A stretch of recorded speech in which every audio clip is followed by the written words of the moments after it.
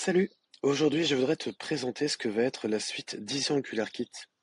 Alors, si jamais t'as pas encore eu l'occasion d'aller voir, tu peux aller sur le site easyangularkit.com, voir, il y a eu un petit rebranding, quelques changements.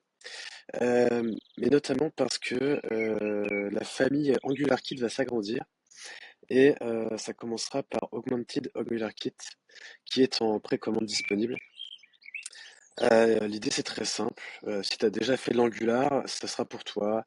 La cible idéale, c'est des devs entre 1 et 5 ans d'expérience et qui souhaitent se mettre à jour, développer plus vite avec Angular, être plus efficace, vu qu'on sait qu'aujourd'hui l'IA reste un incontournable. Pour la précommande, le concept est très simple, c'est 10 €. S'il y a au moins 20 précommandes, je lance le produit.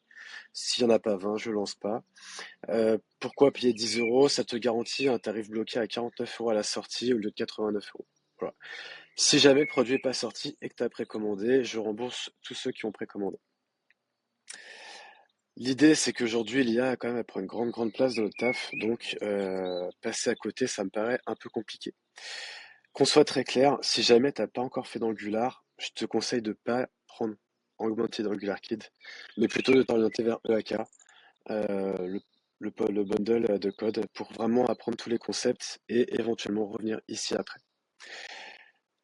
Il y aura globalement quatre axes que je vise. Le premier, c'est d'être capable d'avoir un tuteur qui va continuellement te challenger et t'aider à réfléchir sur Angular, les meilleures solutions à apporter à ton code, etc. quand tu veux commencer à réfléchir à ce que tu vas faire un peu à voix haute.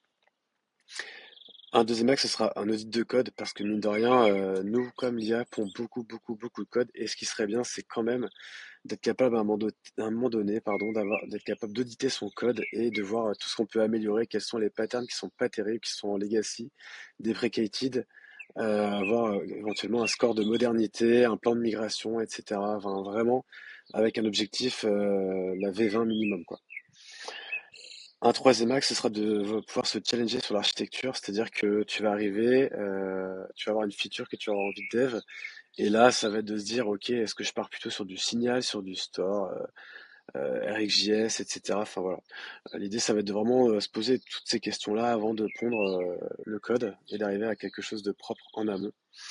Et enfin, un dernier axe, parce que l'IA, ça évolue vite. Moi, je bosse beaucoup avec Claude Code notamment, et il y a quand même énormément de choses qui arrivent tous les jours, tous les jours, tous les jours. Donc voilà, l'idée, ce serait d'avoir un axe aussi orienté là-dessus pour se tenir un petit peu à jour et savoir quels sont les outils qu'on peut utiliser pour mieux travailler avec Angular.